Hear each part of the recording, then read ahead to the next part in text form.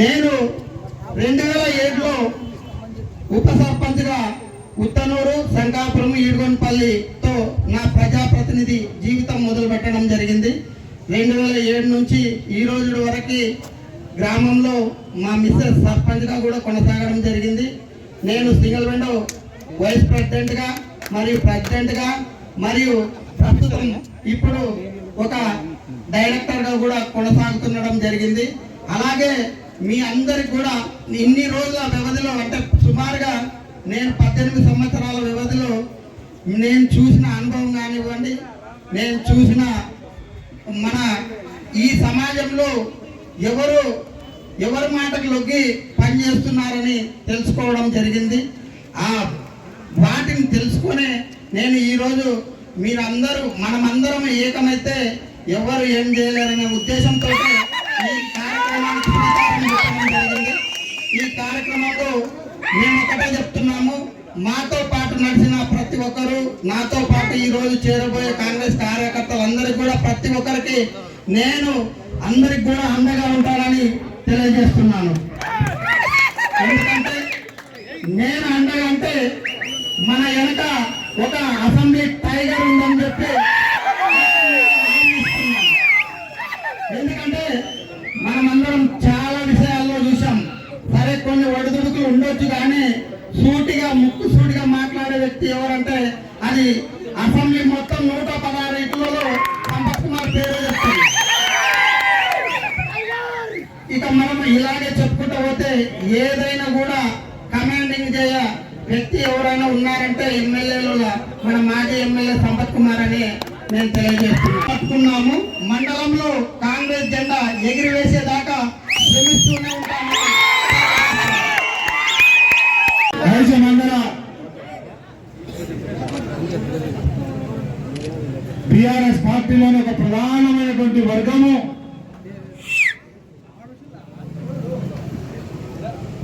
దాదాపు 15 సంవత్సరాలుగా ఐజ మండలంలోని అన్ని గ్రామాలతో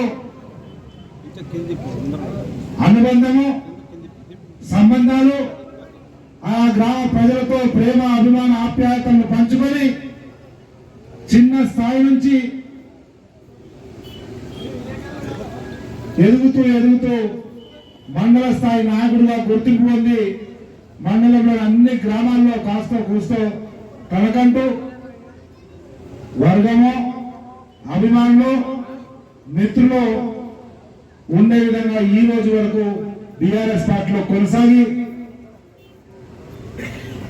ప్రస్తుత రాజకీయ పరిస్థితులలో రాష్ట్రంలో కానీ, అలంపూర్ నియోజకవర్గంలో కానీ, ఐజ మండలంలో కానీ ముచ్చటగా ముందుకు పోతున్న రేవంత్ రెడ్డి నాయకత్వంలోని ప్రజా పాలనయే సుభిక్షంగా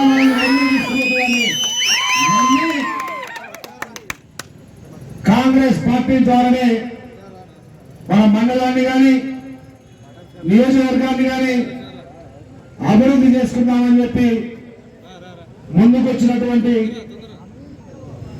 చాలా మంది నాయకులు ఉన్నారు వివిధ స్థాయిల్లో, గ్రామాల్లో.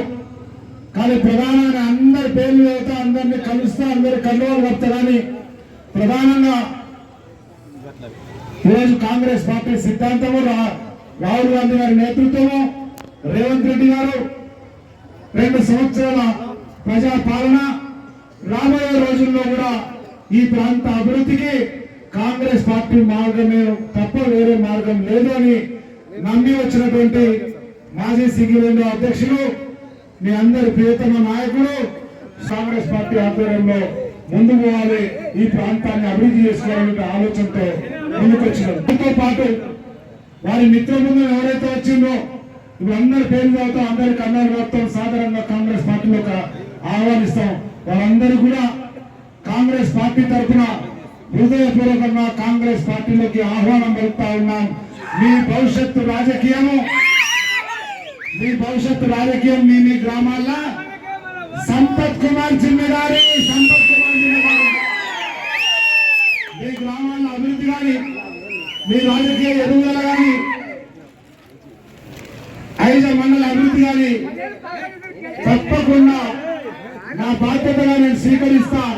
ఎప్పుడు ఎక్కడ ఏ అవసరం వచ్చినా రాజకీయంగా కానీ, మీ గ్రామాల్లో కానీ, మండలంలో కానీ సంపత్ కుమార్ అనే మీ అన్న మీకు అండగా ఉన్నాడు అన్న విషయాన్ని గుర్తుపెట్టుకుని ధైర్యంగా ముందుకోండి.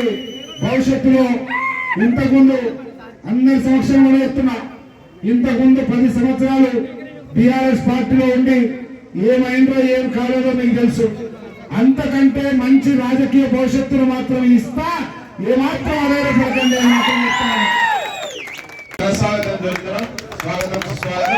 అదేవిధంగా మాజీ జెడ్పీటీసీ చిన్న హనుమంత్ గారిని కూడా కాంగ్రెస్ పార్టీలో ఆహ్వానం తెలుపుతూ వారి కండగలుపుతున్నారు. వారికి ప్రత్యేక స్వాగతం తెలుపుతున్నాం.